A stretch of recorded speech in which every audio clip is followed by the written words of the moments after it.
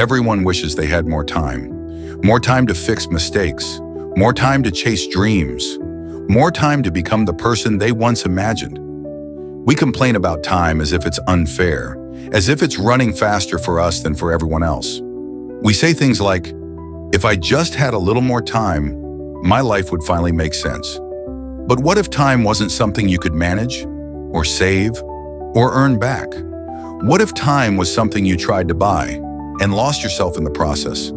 This is the story of a man who tried to buy time. His name was Victor. Victor believed something most people secretly believe, that time was the most valuable currency in the world. From a young age, he understood one harsh truth.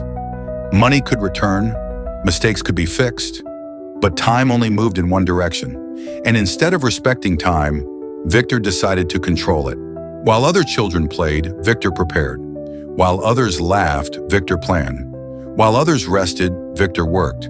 He wasn't unhappy, he was focused. He told himself, I'm sacrificing now so I can live freely later. That sentence became the foundation of his life. Years passed, and the world rewarded him for it. Victor became successful, faster than anyone expected. Promotions came early. Money came easily. People admired his discipline. They said he was driven, unstoppable, destined for greatness. And on paper, they were right. Victor had everything people dream of. But slowly, without realizing it, Victor developed a dangerous habit.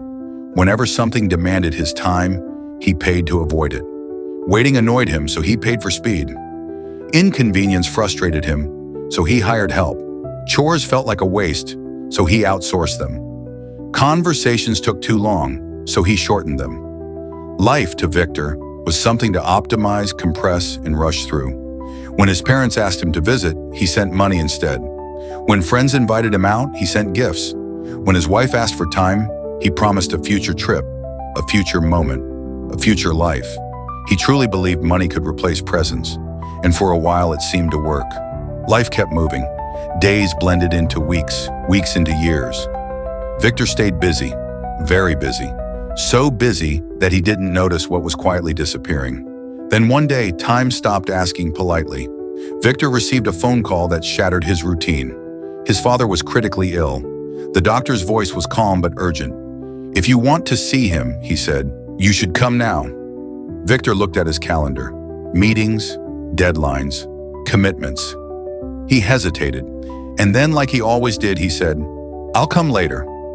But later never came. At the funeral, Victor stood frozen. People around him shared stories he had never heard, moments he had never lived, laughter he had never shared. He held his phone tightly in his hand, surrounded by memories that didn't include him.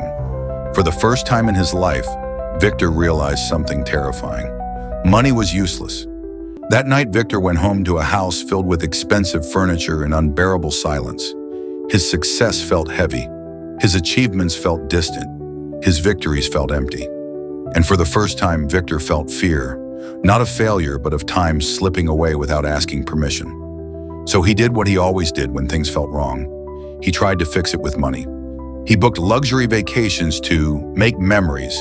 He bought expensive gifts to feel close to people. He paid for experiences designed to feel meaningful. But every moment felt rushed. Every smile felt forced. Time didn't slow down. It didn't care how much he spent. One evening, alone in his office, Victor found an old photograph buried in a drawer. It showed a younger version of himself, laughing, hopeful, surrounded by people he once loved. He stared at it for a long time, and then it hit him. He had spent his entire life trying to save time, instead of living in it. You cannot buy presence. You cannot buy shared silence. You cannot buy being there when it matters most. Time doesn't want your money. It wants your attention. Victor finally understood the truth that no success book had ever taught him. Time is not something you control. It is something you respect. It is a gift that only works if you show up for it. He tried to change. He canceled meetings. He slowed his pace. He sat through long conversations. He learned to wait. He learned to listen. He learned to be present. But some doors never reopened. Some moments never returned. Some people were already gone. And that was the price. My friends, this story is not just about Victor. It's about us. Many of us are trying to buy time in our own ways. We rush through today for a tomorrow that is never guaranteed. We delay joy. We postpone love. We promise ourselves we'll start living after. But time does not make promises. You don't need more time. You need to stop running from the time you already have. Because one day, you may have everything you worked for and still wish you could buy one more ordinary moment. If this story made you pause, even for a second, don't ignore that feeling.